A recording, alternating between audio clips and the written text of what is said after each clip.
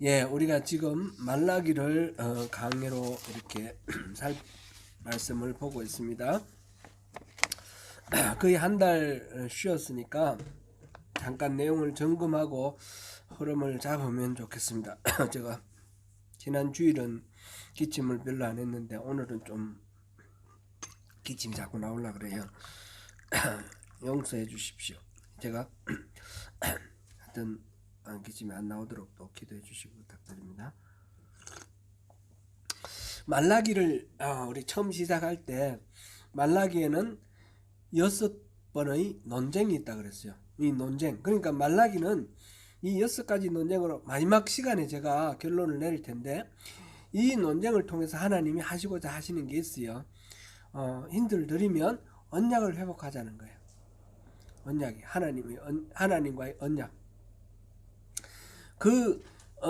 우리가 12개의 소선지서도 이렇게 키아즘 이렇게 짝을 맞춰서 이렇게 보면 된다 그랬죠. 호시아하고 같은 거예요. 호시아가 뭡니까? 아내 음란한 아내를 취하는 걸 선택을 해서 하나님께서 사랑하심에도 불구하고 계속해서 엉뚱한 길로 가는 이스라엘에게 하나님과의 언약을 회복하자. 그게 호시아의 주 메시지고, 이 말라기도 그겁니다. 그 언약을 회복하자. 그런데 그 말씀을 하기 위해서 6개의 논쟁이 있는데, 첫 번째 논쟁은 뭐였습니까? 하나님이 내가 너희를 사랑한다 그랬는데 이스라엘이 뭐라 했습니까? 우리를 사랑하신다고요? 어떻게 사랑하시는데요? 이 말은 하나님 그 말 내가 못 믿겠습니다. 하나님, 좀 속되게 표현하면 하나님 헛소리 하지 마세요. 우리는 안 믿습니다. 이런 식이에요. 시비를 거는 거예요. 그래서 하나님이 말씀하신 게, 야곱과 에서 둘 중에 누가 더 잘났냐? 잘나고 못난 거 없는데 야곱을 선택했지 않냐? 너희 조상 야곱을 선택했지 않냐? 이게 내가 사랑하는 표시다. 그런 말씀을 하셨어요. 그 다음에 두 번째는 어떤 논쟁이었습니까? 두 번째 논쟁은 내 이름을 멸시하는 제사장들에게 말한다, 이렇게 말씀을 하셨더니 이 이스라엘 사람들이 우리가 언제 하나님을 멸시했습니까? 그렇게 이제 반박을 했죠. 그래서 하나님이 저는 짐승, 흠 있는 짐승으로 제사하는 것은 바로 나를 멸시하는 거다. 그런 말씀을 했습니다. 더러운 제물을 드렸다. 그런 말씀이었습니다. 세 번째 논쟁은 조상들과의 언약을 어겼다, 이렇게 말을 합니다. 그랬더니 이스라엘 사람들이 우리가 어떻게 하나님과의 조상의 언약을 우리가 어떻게 어겼습니까? 그랬더니 조강지처를 버리는 것, 그게 바로 조상의 그 언약을 어기는 거다. 조강지처, 이게 보면 호시아하고 똑같아요. 고생할 때, 젊을 때, 그때 선택한 그 아내가 하나님은 영이 많다 이렇게 표현했는데 전능하시다는 뜻이에요. 그럼 많은 여자를 만들 수 있었지만 아담에게 하와 한 사람만 만들어주지 않았냐?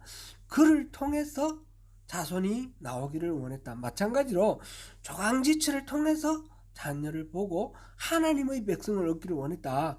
그런데 그 조강지처를 버리고 자기에게 더 유리한 그런 이방인의 여인들을 데리고 와서 자기 아내로 삼는 거, 이거 조상들의 언약을 어긴 거다, 이런 말씀 하시는 거예요.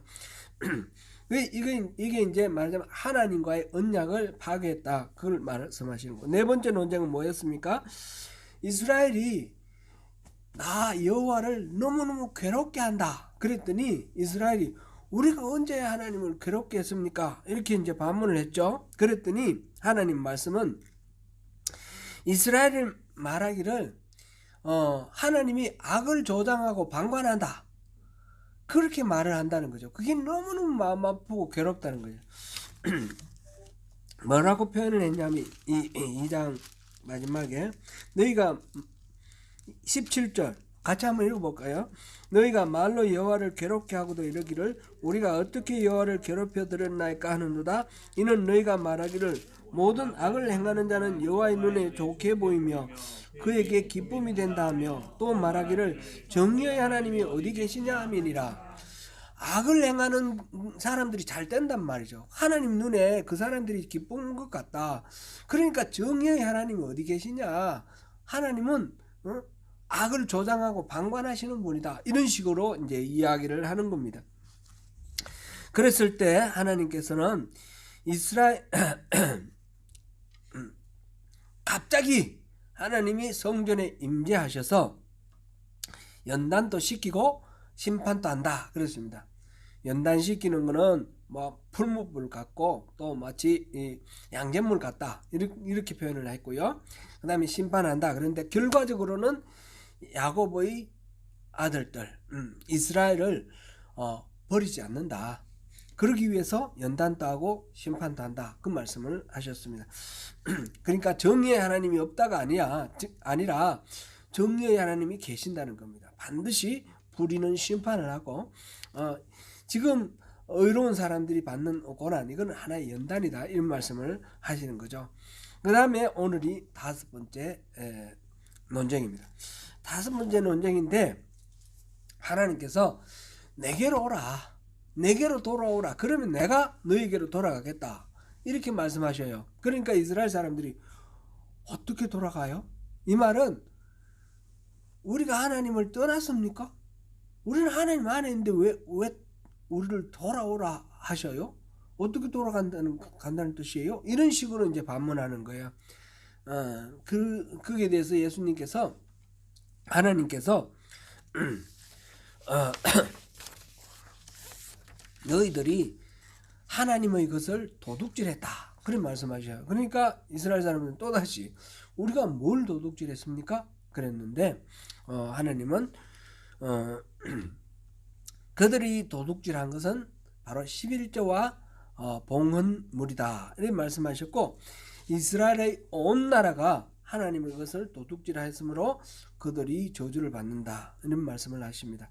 오늘 이 11조와 봉헌물 이건 11조라는 말로 우리가 대표할 수 있고요.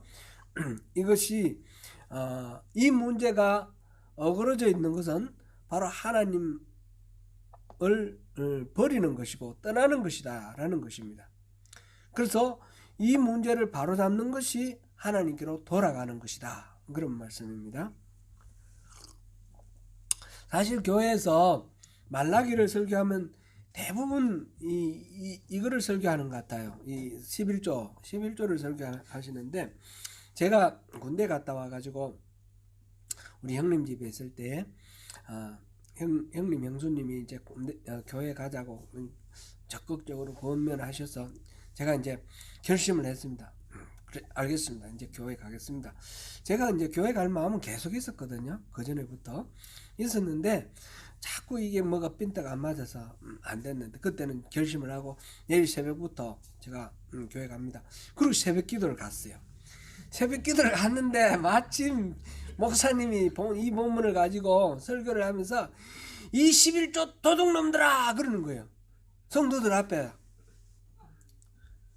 아니 그 말 듣고 앉아있는 그 성도님들이 난 불가사의해서 이해가 안 됐어요. 저렇게 막말하고 지 멋대로 이제 떠드는 그런 설교를 듣고 앉아있냐 싶어가지고 그 다음부터 끊었어요.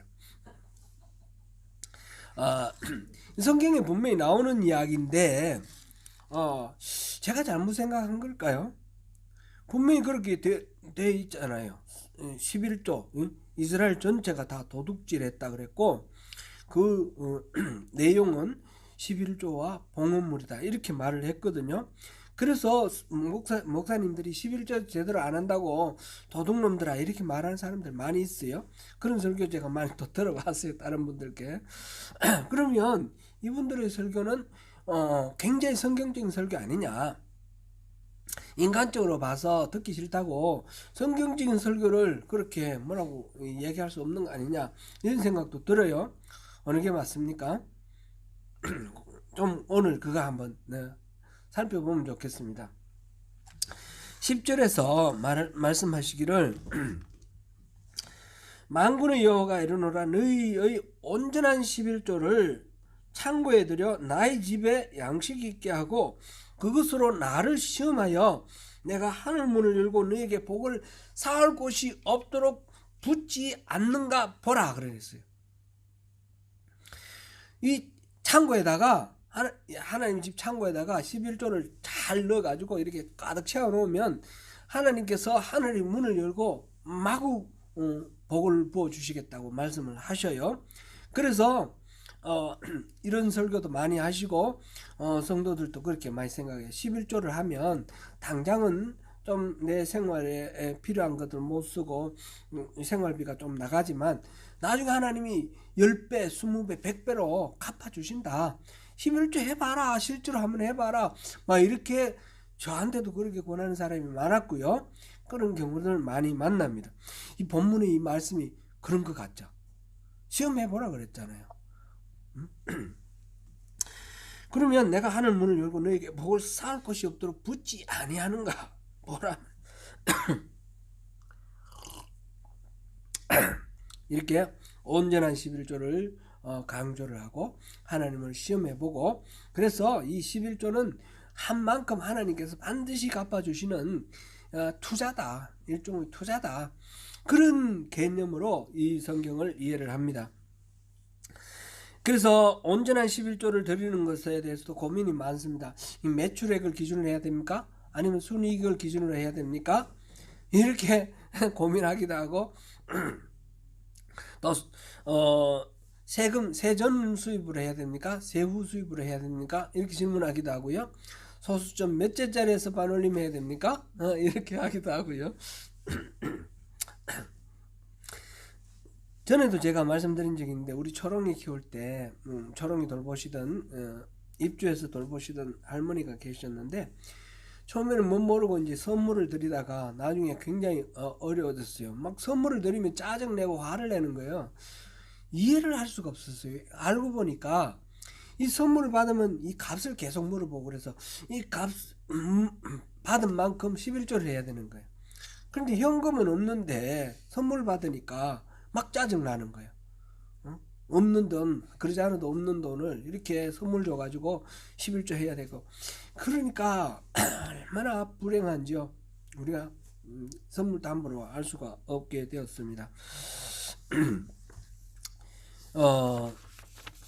하나님께서 그렇게 해가지고 온전한 11조를 하라 그러고, 그거를 하기 위해서 짜증내고 투덜거리면서 그렇게 하는 것이, 지금 오늘 본문 보니까 하나님이 내게로 돌아오라 그랬는데, 하나님께 돌아가는 것하고 어떤 관계가 있을까?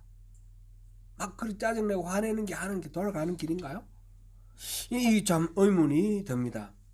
오늘 이 본격적으로 문제를 다루기 전에 세 가지를 제가 일단 여기서 말씀드리고 가겠습니다. 첫째는 여기서 이 11조를 이야기를 하면서 너희 9절 너희 곧 온 나라가 나의 것을 도둑질하였다 이렇게 했거든요. 그러니까 이 11조 문제는 개인의 영성 문제를 다루는 것이 아니라 나라 공동체의 문제를 다루고 있다는 것을 먼저 우리가 염두에 두어야 되겠습니다.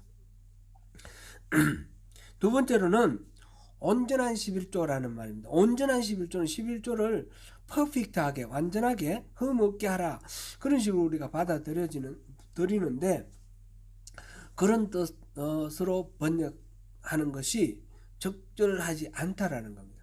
여기서는 이 온전한 11조는 다르게 모든 11조 이렇게 번역하는 게 좋습니다. 11조는 밭에서, 토지에서 나오는 모든 소산들, 곡식들, 그 다음에 과일들, 이런 것들 있죠. 모든 것들 다 11조를 내야 되는 거죠. 곡식은 곡식대로, 과일은 과일대로, 채소는 채소대로 11조를 내라, 이 말이죠. 그 다음에 우양과 이런 목축, 가축들에게서 나는 모든 소득에 대해서 11조를 내라, 이 말인데, 그러니까 이 중에 빠뜨리지 말고 모두 다 내라, 이런 뜻이지 11조 자체에 흠이 없게 하라, 이런 의미로 이야기를 하면 좀 곤란할 수 있다. 물론 저는 재물이라든지 이런 거에 대해서 앞에서 하나님께서 꾸지람 하셨으니까 11조 낼 때도 그렇게 하면 안 되는 거죠. 이 11조 이제 양의 새끼를 11조를 드린다면 이렇게 지나가게 세어서 10번째는 11조를 드리는데 보니까 이 큰 놈이야. 그러면 싹 바꾸고 이런 게 있었어요. 그런 거는 못 하겠어요. 그냥 순서대로 10번째 이런 식으로 그렇게 하는 것이 맞는 건데, 이렇게 지금 온전한 11조의 의미를 좀 다르게 이해를 해야 된다라는 것이고요. 세 번째로는 시험해보라 이 말. 이건 하나님을 시험해보고 테스트해보고 하나님이 내가 원하는 대로 복을 주시면 하나님을 믿고 복을 안 주시면 안 믿어도 좋다, 그런 뜻으로 하는 말이 아니라는 것입니다. 원래 이 성경을 읽을 때 문자 그대로 읽어서는 안 되는 겁니다. 이 말의 전체 문맥을 통해서 이 말의 의미를 읽어야 되는 것입니다. 예를 들어서 제가 자녀들을 키울 때 우리 모두 다 그렇잖아요. 우리 아들이 예를 들어서 막 속인다. 어릴 때는 엄마 아빠가 모르는 줄 알고 속일 때가 있죠. 그럴 때에 그래 한번 속여봐라, 내가 속나 보자, 이렇게 말을 했다 치면 그 말이 다시 또 아빠를 속여서 아빠가 속아 넘어가면 네 마음대로 하고 걸리면 그것도 혼나고 그렇게 하라는 뜻일까요? 그런 게 아니죠. 무슨 뜻이에요? 속이면 안 된다 이 말이죠. 그런 뜻입니다. 속여봐라 그랬다고 해서 속이라는 뜻이 아닌 것처럼 시험해봐라 그렇다고 해서 시험하라는 뜻이 아니고 시험할 것 없이 하나님을 신뢰하라 이 말입니다. 이 본문의 의미는 테스트 해보라는 뜻이 아닙니다. 이 하나님을 시험하는 것은 굉장히 나쁜 악한 일입니다. 그거는 다음 주에 다시 나오겠지만 우리 15절 한번 봐요. 15절 같이 읽겠습니다. 지금 우리는 교만한 자가 복되다 하며 악을 행하는 자가 번성하며 하나님을 시험하는 자가 화를 면한다 하노라 함이라. 지금 이게 무슨 말이냐면 완악한 말에 지금 13, 14, 15절이 이스라엘 사람이 하는 완악한 말입니다. 완악한 말인데 그 말은 하나님을 대적하는 말이 됩니다. 그게 어떤 말이냐면 14절에 보니까 하나님을 섬기는 것이 어때다 이렇게 말하는 게 있고, 또 하나님 앞에서 그 명령을 지키며 슬프게 행하는 것이 무엇이 유익하리요? 하나님 명령 지키는 건 유익할 거 하나도 없다 이렇게 말하는 것. 그 다음에 교만한 자가 복되다 이렇게 말하는 것. 악을 행하는 자가 번성한다 이렇게 말하는 것. 하나님을 시험하는 자는 화를 면한다 이렇게 말하는 것. 이것들은 다 완악한 말이고 하나님을 대적하는 말이다 이 말이에요. 바로 앞에서 시험하라 그러고 하나님을 시험하는 자는 이 완악한 말이다 이렇게 말하면 말이 앞뒤가 안 맞잖아요. 그죠? 성경 전체를 봤을 때 하나님을 시험하라는 말 없어요. 여기만 있는데 이 말은 시험하지 말라는 말을 그렇게 말해 놓은 거예요. 그죠? 그러니까 성경을 우리가 읽을 때 문자 그대로 그냥 읽으면 큰 오류에 빠질 수가 있다는 것을 항상 생각하고, 이런 거는 반어법, 그죠? 문학적 기법으로 반어법이잖아요. 그런 식으로 우리가 이해를 해야 됩니다.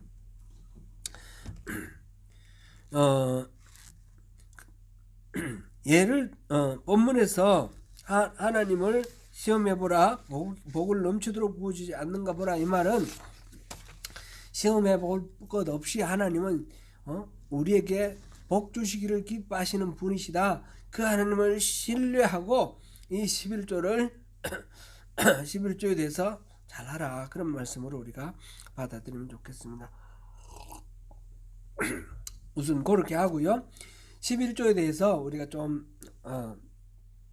오늘 여기 본문에 나오는 것만 얘기할 것이 아니라 이번에 나온 김에 11조에 좀 정리해 볼 필요가 있는데요.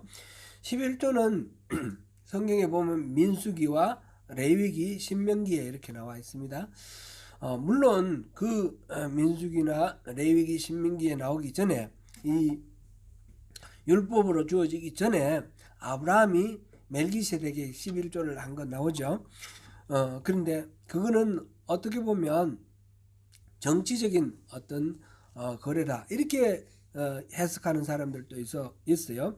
그러니까 레위기, 민수기, 신명기에서 나오는 그거하고는 조금 차원이 다른 것이니까 그런 차원에서 우리가 이해를 하고 넘어가고요. 유보해 놓고 넘어가고요. 레위기, 민수기, 신명기에 나오는 11조가 우리가 생각할 때 11조는 10분의 1인데 이게 한 가지만 있는 게 아니라 세 가지가 나옵니다.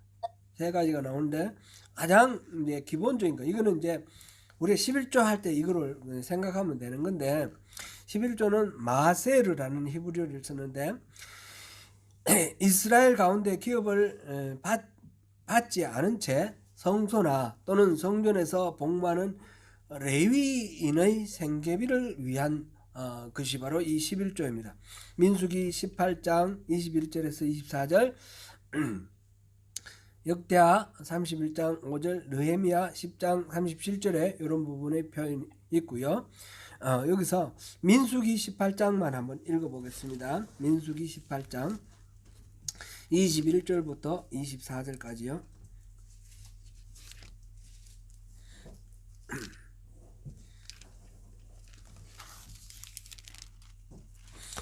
같이 읽어봅니다. 내가 이스라엘의 11조를 레위 자손에게 기업으로 다 주어서 그들이 하는 일 곧 회막에서 하는 일을 감나니 이후로는 이스라엘 자손이 회막에 가까이 하지 말 것이라 죗값으로 줄까 하노라.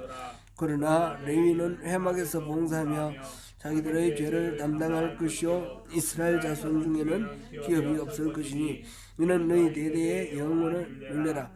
이스라엘 자손이 여호와께 거제로 드리는 11조를 레위인에게 기업으로 줬으므로 내가 그들에 대하여 말하기를 이스라엘 자손 중에 기업이 없을 것이라 하였노라. 아멘. 각 지파별로 땅을 받았잖아요. 기업을 받았는데 레위 지파는 땅을 받지 않았어요. 그래서 11조를 각 모든 이스라엘 백성들이 11조를 내면 그거를 가지고 레위 지파가 생계비로 쓸 수 있도록 그렇게 했습니다.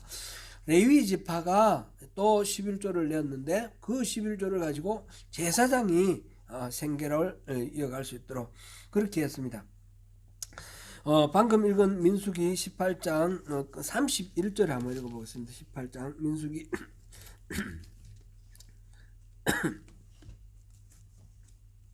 18장 31절 한번 펴보시기 바랍니다. 같이 읽습니다. 너희와 너희의 권속이 어디서든지 이것을 먹을 수 있으면 이는 회막에서 일한 너희의 보수임이니라. 지금 레위인에게 말한 이 11조를 너희의 보수다 그랬어요. 그러니까 11조는 이스라엘 백성들이 내는 11조는 레위인의 기업이고 보수다. 이게 이제 11조의 기본이라는 것입니다. 그 다음에 신명기 14장에 보면 11조가 또 다른 것이 나오는데 신명기 14장 요것도 한번 조금 읽어보면 좋겠습니다. 14장 22절부터 27절까지 우리 한번 읽어봅니다. 너는 마땅히 매년 토지 소산의 11조를 드릴 것이며 내 하나님 여호와 곧 여호와께서 그의 이름을 두시려고 택하신 곳에서 내 곡식과 포도주와 기름의 11조를 먹으며 또 내 소와 양의 처음 난 것을 먹고 내 하나님 여호와 경외하기를 항상 배울 것이니라. 그러나 내 하나님 여호와께서 자기의 이름을 두시려고 택하신 곳이 내게서 너무 멀고 행로가 어려워서 내 하나님 여호와께서 그 풍부히 주신 것을 가지고 갈 수 없거든. 그것을 돈으로 바꾸며 그 돈을 싸가지고 내 하나님 여호와께서 택한 곳으로 가서 내 마음이 원하는 모든 것으로 그 돈으로 사되 소나 양이나 포도주나 독주 등 내 마음에 원하는 모든 것을 구하고 거기 내 하나님 여호와 앞에서 너와 내 권속이 함께 먹고 즐거워할 것이며 내 성읍이 거주하는 레위는 너희 중에 분깃이나 기업이 없는 자이니 또한 저버리지 말지니라. 아멘. 첫 번째 11조는 어떻게 해야 되는 거예요? 레위인의 기업으로 내놔야 되는 거예요. 그죠? 그러니까 성전에다가 갖다 바치는 거예요. 그런데 이번에 이 11조는 어떤 겁니까? 그 11조를 먹으라 그랬어요. 자기와 자기 권속과 레위인. 그러니까 두 번째 11조는 성전에 갖다 바치는 11조가 아니라 먹는 11조예요. 먹는 11조. 하나님께서 정한 곳, 거룩하다고 지명한 그곳에 택하신 곳으로 가서 먹는 것이에요. 먹는 것. 이거는 초막절이나 또는 초실 77절 뭐 이런 절기 때 같이 거제, 하나님께 바친 거제를 같이 먹는 거나 마찬가지로 축제를 위한 11조라 이렇게 이해가 됩니다. 그래서 여기에는 권속들이라 그랬는데 그 권속들은 가족들을만 의미하는 것이 아니라 그 집에 있는 노비나 뭐 이런 사람들까지, 그리고 레위인에 대해서 무시하지 마라 그랬으니까 자기 성읍에 있는 레위인까지 합쳐서 성전에 가거나 아니면 성전에서 너무 멀 경우에는 이거 돈으로 바꿔서 가서 하라 그랬는데, 아마 이거는 성전에 가지 못하는 경우 6개의 그 도피성 거기에서도 이런 의식을 행하지 않았을까 하는 것이 이제 추측인데, 이거는 정확하지는 않아요. 정확한 거는 성전이에요. 성전에 가서 권속들과 레위인들 같이 먹는 설교, 축제의 11조입니다. 그래서 이거는 초대교회에서 모든 재산을 내놓고 같이 예찬하고 그랬지 않습니까? 예찬의 전통이 아마 이 축제의 11조에서 기원한 것이 아닌가 이렇게 생각을 합니다. 또 이것도 정확하게 뭐 그렇다라고 단언할 수는 없습니다. 그러나 대략 두 번째 11조가 이런 게 있다, 축제의 11조가 있다라는 것을 우리가 생각하고 넘어가면 좋겠습니다. 그리고 여기에는 이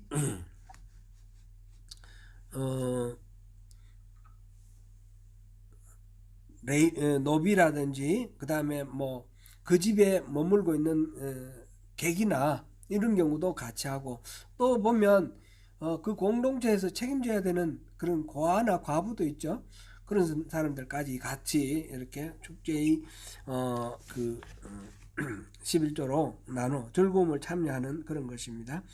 그 다음에 또 하나가 있습니다. 또 하나가 있는데, 지금 14장 우리 27절까지 읽었는데 신명기 14장 28절 29절을 우리 계속 읽어봅니다.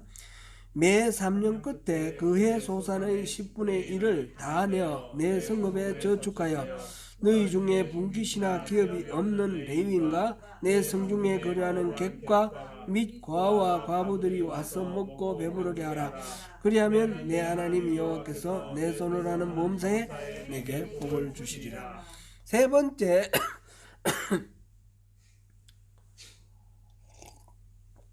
세 번째 11조는 3년마다 한 번씩 하는 11조예요. 11조를 3년마다 한 번 하고 이제 7년째는 이제 안식년에는 건너뛰고 그 다음 다시 3년마다 한 번씩 이렇게 한 텀 7년 안에 두 번 하는 거죠. 두 번 이렇게 하는 건데, 이거는 전적으로 약자들을 위한 긍휼의 그런 용도로 사용하는 겁니다. 여기 보니까 이제 분깃이나 기업이 없는 레위인과 포함해서 그 성중에 거래하는 객, 고아, 과부 이런 사람들을 먹게 하라. 여기에 11조는 이렇게 세 가지가 있다라는 것을 우리가 일단 먼저 구약 성경에는 그렇게 되어 있다, 이걸 먼저 염두에 두고 넘어가면 좋겠습니다. 요즘 이렇게 유튜브를 보면 11조에 대한 그런 뭐 이야기들이 많습니다. 그런데 유튜브에 참 유익한 것도 많지만 가짜가 너무 많아가지고 너무 걱정이 됩니다. 잘 구분이 됩니까? 가짜인지 진짜인지 구분하기가 상당히 어렵습니다. 어떻게 하면 됩니까? 내가 실력을 기를 수밖에 없어요. 내가 기도로 하나님께 성령 충만함을 받아야 되는 것이고, 그와 동시에 지적으로 성경에서 말하는 이 내용이 무엇인가 배우고 훈련받아서 분별할 수 있는 영을 가져야 돼요. 그것을 하나님께 구해서 우리가 허락받아야 됩니다. 너무너무 혼탁하고 너무너무 어지러워요. 대표적으로 11조는 앞서 말씀드렸듯이 하나님께 드리는 어떤 투자다. 그래서 한번 시험해봐라. 그러면 give and take인데 10배, 100배 뭐 얼마든지 많이 돌아오는 그런 투자다. 이렇게 생각하는 것도 틀린 말이지만, 동시에 11조는 구약에 나오는 건데 신약에는 안 나온다. 그러니까 11조는 안 해도 된다. 실제로 온 세계에서 보면 11조 제일 잘하는 데가 한국 교회예요.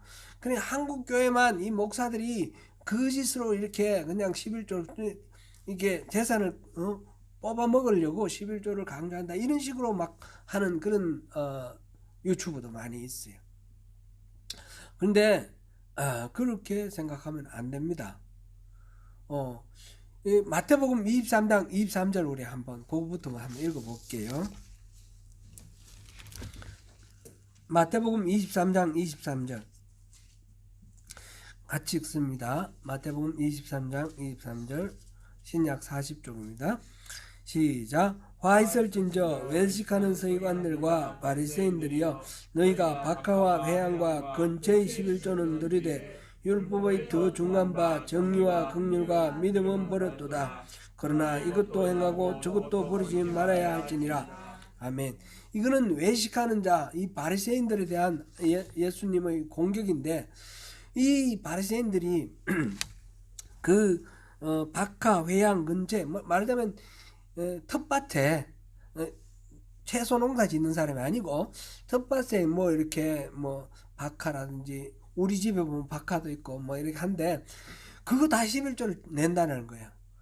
엄격하게 하는 거죠. 율법을 따라 엄격하게 하는데 보니까 그 사람들에게 정의도 없고 긍휼도 없고 또 믿음도 없더라. 그러니까 본질적인 거를 놓치고 이 형식적인 것만 하면 되냐? 예수님 그 말씀하시는데, 이 말은 11조를 안 해도 된다는 말씀인가요? 그런 말씀이 아니에요. 형식적인 것도 중요한데 형식적인 거는 내용이 담겨야 중요하다. 내용이 형식이 없으면 담을 수가 없어요. 이 둘 다가 조화롭게 이루어져야 된다. 그 말씀을 하시는 거예요.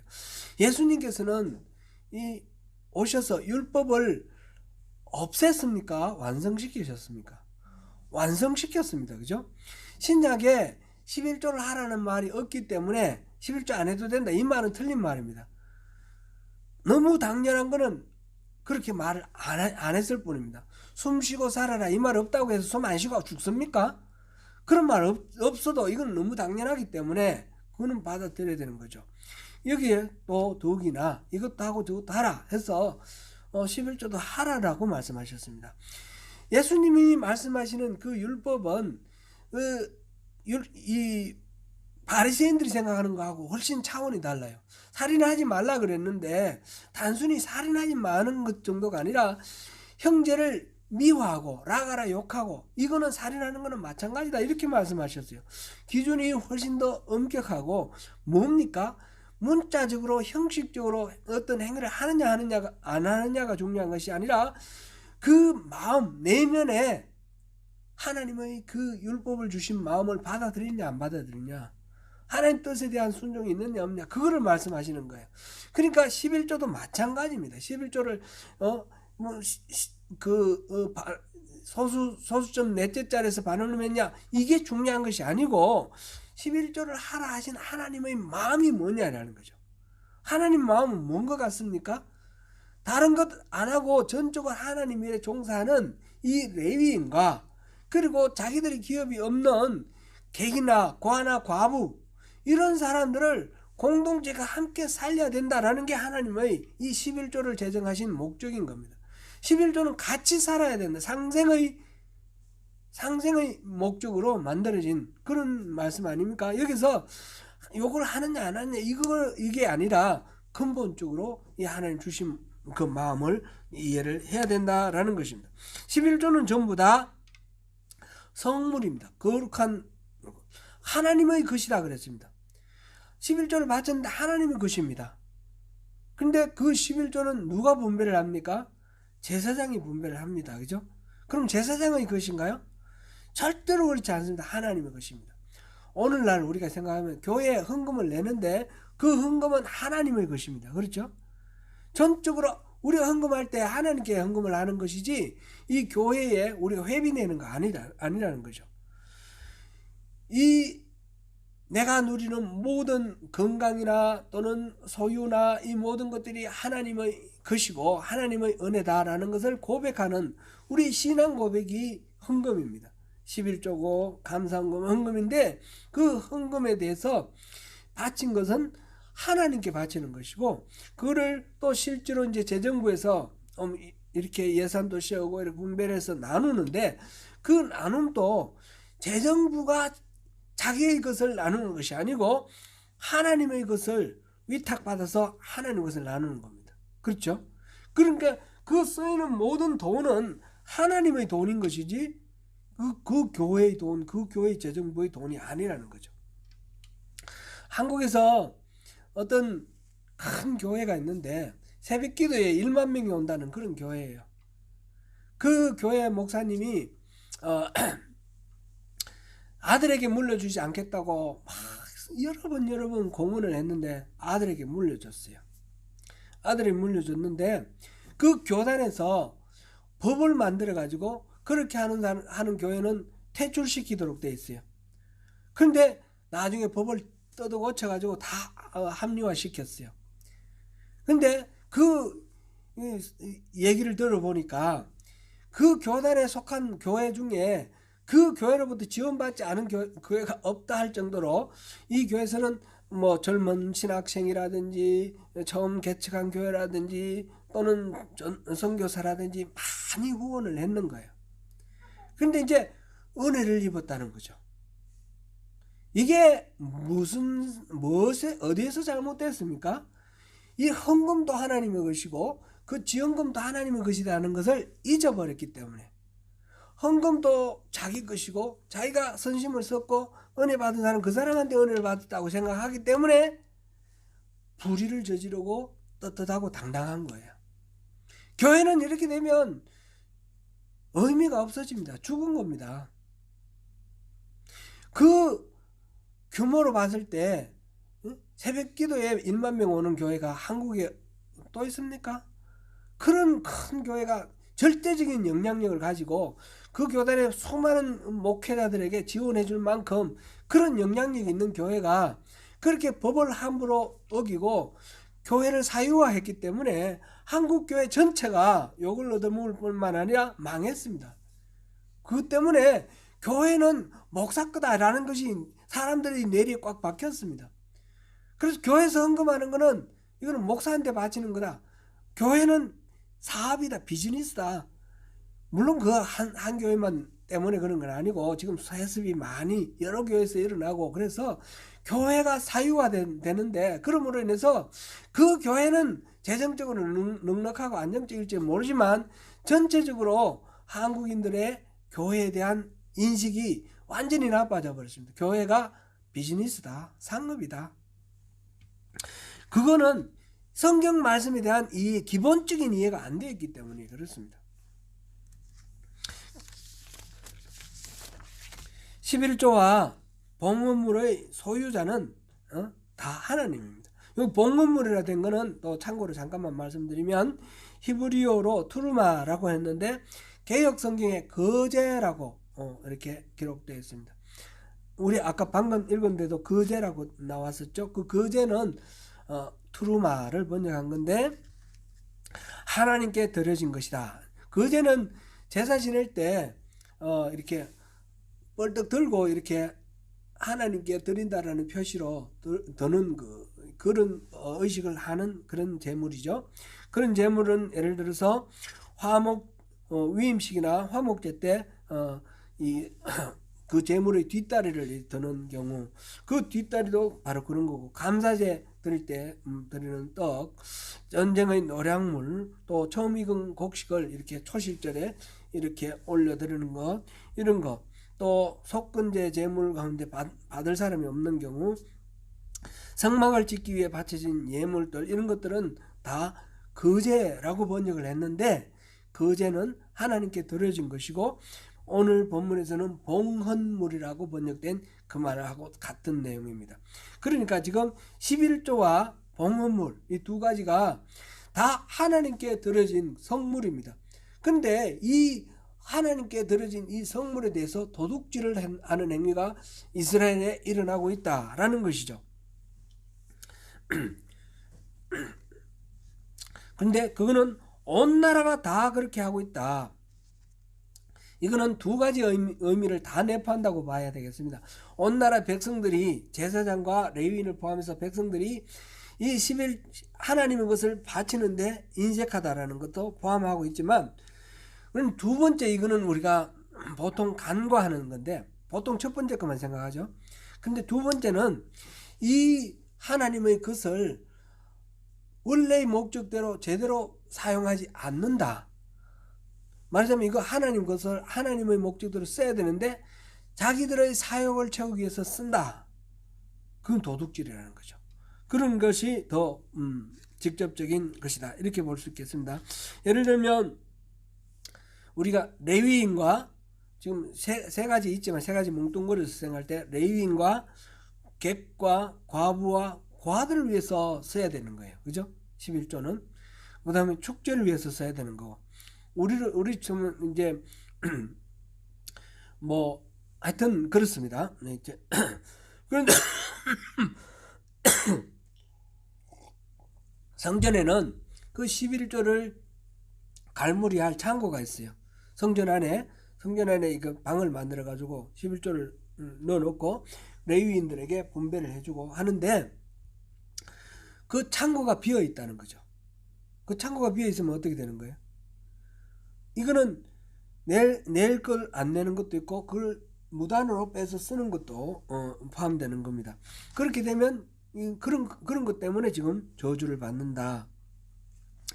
11조와 봉헌물을 도둑질하였다라는 것은 이 두 가지, 레위인과 가난한 자들을 위해 드려져야 할 예물을 제대로 드리지 않았음을 지적한 것일 수도 있고, 동시에 그렇게 레위인과 가난한 이들에게 분배되어야 할 11조를 제대로 분배하지 않았다라는 데 대한 지적일 수도 있습니다.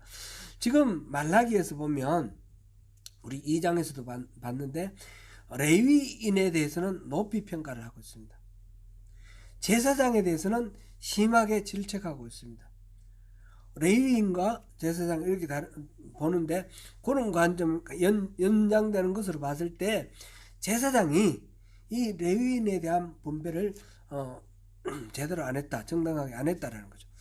사사기에 보면 레위인이 처벌 넣는다든지, 레위인이 어떤 개인 가문의 제사장이 됐다가 나중에 지파의 제사장이 된다든지 이런 얘기가 나오는데, 그것은 레위인에 대해서 공동체가 11조를 내서 생계를 책임져야 되는데 그걸 하지 않으니까 레위인이 그런 식으로 자기가 살 국리를 찾아서 나가는 타락한 예가 바로 그 사사기에 나오는 레위인의 일탈이다, 이렇게 볼 수 있겠습니다.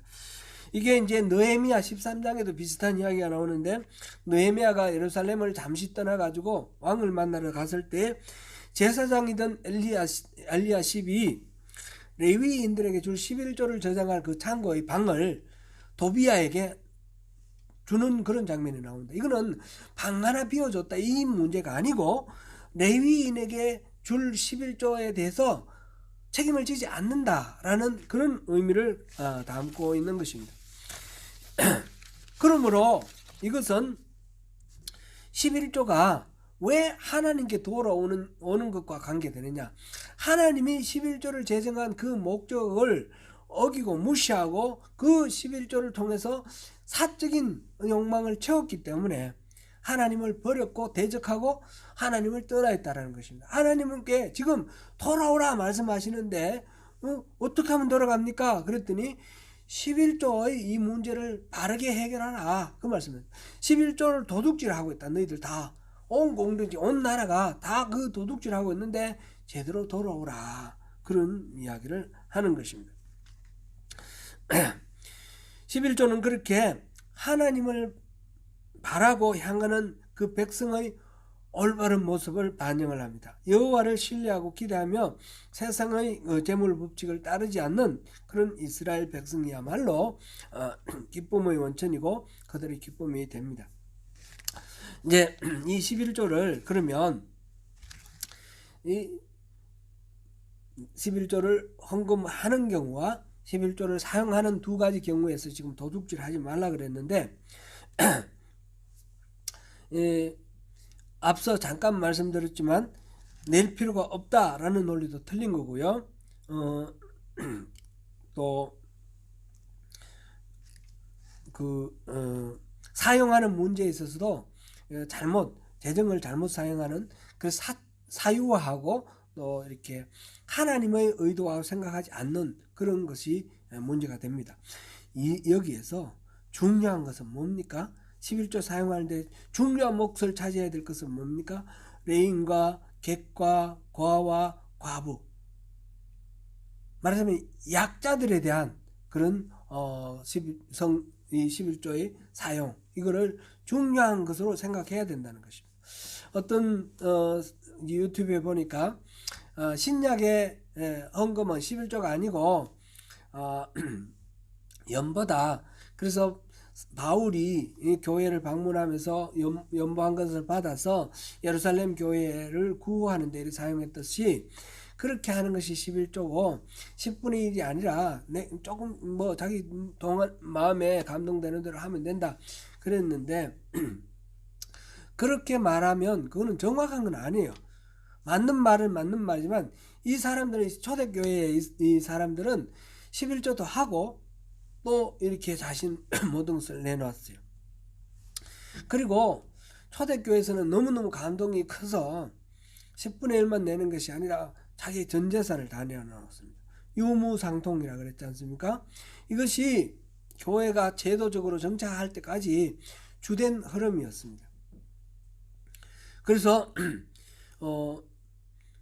옛날에는 11조에 대해서는 강조할 필요가 없어요. 다 마음이 요즘 보면 그 사이비들이 막 온 재산 다 헌납하라고 그러는데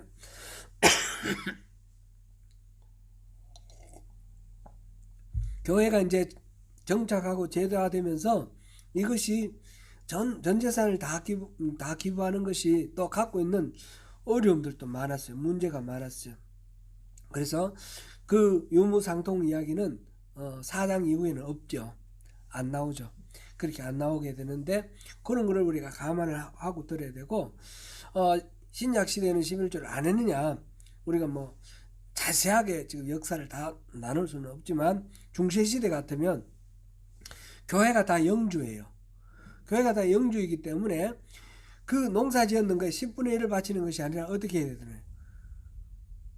다 바쳐야 되는 거예요. 보통 분배 소작인과 영주의 사이에 분배 비율은 8대2, 7대3 그랬습니다. 주인이 7, 8이고 소작하는 사람은 2, 3입니다. 이게 이제 세월이 가면서 조금씩 바뀌어져. 생산량이 많아지면 소작하는 사람들이 좀 더 많아지거든요. 제가 어릴 때 우리 동네에 우리 아버지도 소작인으로 또 소작하고 그랬는데 그럴 때는 1대1로 했어요. 1대1로. 반을 갖다 주는 거예요, 주인한테. 요즘은 어떻게 하나요? 요즘은 주인이 누구한테 이제 농사 짓고 좀 이렇게 농사 지은 거 갖다 주면 고맙다 그러고, 안 갖다 주면 그래도 농사 지어 줬어 고맙다 그래요. 왜냐하면 묵히면 벌금 내야 돼요. 그러니까 농사 지어 주는 것 자체가 고마운 거예요. 이게 이제 시대에 따라서 달라진다는 말씀을 드리는 거고, 중세 시대는 대부분 7대3, 8대2였어요. 이제 중세 시대가 끝나고 종교개혁이 일어났어요. 근세로 들어올 때 종교개혁이 일어났는데 종교개혁자 마르틴 루터는 영주한테 다 주는 거는 반대했겠죠. 그래서 11조가 강조된 거예요. 11조는 뭡니까? 10분의 1만 내라는 겁니다. 10분의 1만. 그런 것이고, 그것조차 안 내려고 하는 그런 움직임이 있었어요. 민초의 농민혁명이 일어나는데 그럴 때에 루터가 한 말은 그거는 저주받을 짓이다 그랬어요. 농사를 지었으면 내라. 10분의 1을 내라. 그렇게 말을 했습니다. 여기에 대해서 칼뱅도 11조를 지지를 했고, 우리 감리교회 또 창시자라고 할 수 있는 존 웨슬리도 11조를 이렇게 인정을 했습니다. 그걸 그렇게 강조하고 뭐 이런 건 없지만 11조는 당연한 거로 받아들인 거예요. 당연한 거. 주머니가 회개하지 않으면 진정한 회개가 아니라고 그랬어요. 왜 그렇습니까? 이게 11조는 하나님의 것이라는 인식을 가지면 아깝지가 않은데 내 거라고 생각하면 아까운 거예요. 그래서 그것 자체가 회개가 되어서 하나님의 것이다 라고 인정하는 그것이 필요하다라는 것을 우리가 이해해야 되겠습니다. 오늘 본문의 내용이 굉장히 복잡하고 많은데 길이는 짧지만 그 속에 포함된 내용은 굉장히 많습니다. 11조는 우리가 그냥 10분의 1로 생각하지만 구약에는 세 가지 의미가 있었다. 하나는 레위인의 생계비, 하나는 축제 비용, 하나는 가난한 사람들을 구휼하는 비용, 이것을 위해서 모든 사람들이 공동체가 같이 책임을 졌다. 근데 그것에 대해서 책임을 지지 않으니까, 말하자면 자기들의 어떤 만족만을 채우고 끝내버리니까 하나님께서 도둑질했다라고 말한 겁니다. 11조와 봉헌물에 대해서 도둑질했다, 이렇게 말씀하신 겁니다. 이거를 회복하는 것이 하나님께로 돌아가는, 하나님과의 관계를 바로 잡는 하나의 중요한 그 주제가 된다라는 것이 오늘 말씀입니다. 말하자면 그거는 하나님을 전적으로 신뢰하라는 것입니다. 시험하라는 말 속에 우리가 잘못 이해를 하면 안 됩니다. 하나님을 신뢰하라. 하나님은 원래 복을 주기를 원하시는 분이다. 11조 그거는 당연히 10 전체 다가 하나님 것인데 10분의 9를 여러분들이 마음껏 누리라는 뜻입니다. 그렇게 우리가 받아들여야 되겠습니다. 사랑하는 성도 여러분, 오늘 말씀 가운데서 중요한 것은 우리가 이 신약에 우리가 받아들인 모든 계명은 복음입니다. 복음. 이 율법이 아니라 복음입니다. 이거를 어떻게 조문을 제대로 이행하고 지키느냐, 문자대로 이행하느냐가 중요한 것이 아니라 그 안에 담겨있는 하나님의 뜻을 우리가 헤아리고 기쁨으로 거기에 동참하는 것, 이게 바로 복음인 것입니다.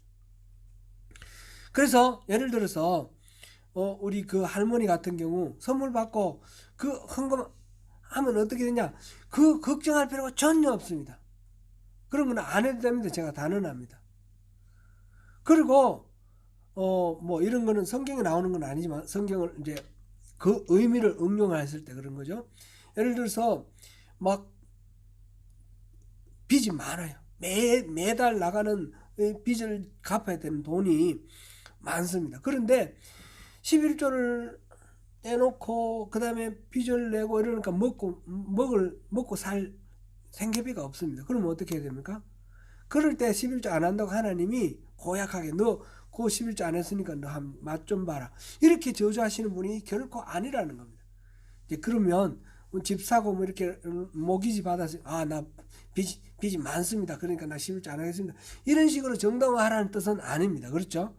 무슨 말씀인지 아시겠죠? 이게는 여기 적용을 어떻게 하느냐, 그게 뭐 정해져 있는 것이 아니라 그 속에 담긴 의미, 하나님의 마음을 우리가 품고 하나님의 뜻으로 우리가 순종하며 나아가는 그런 이 재물에 대한 우리 인식, 그것이 중요하다라는 것을 여기서 우리가 확인할 수 있습니다.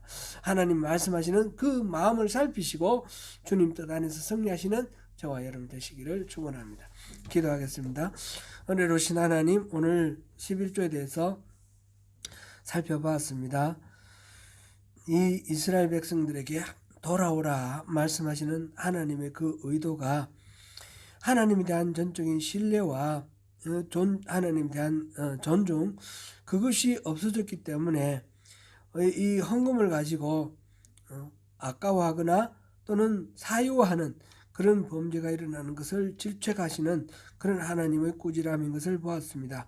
주님, 이 물질에 대해서 우리가 진정으로 하나님에 대한 바른 신앙 고백 위에 설 수 있도록 도와주시고 참된 자유를 얻을 수 있도록 도와주시고 율법이 아니라 복음으로 우리가 이 모든 것들을 누릴 수 있도록 주님 도와주시옵소서. 그것을 위해서 무엇보다 필요한 것이 주님의 마음을 아는 것입니다. 주님의 뜻을 헤아리는 것입니다. 주님, 우리에게 주님 마음을 부어주십시오. 주님 뜻을 비춰주시옵소서. 그래서 바르게 분별할 수 있도록 은혜를 베풀어 주시옵소서. 예수님 이름으로 기도드립니다. 아멘.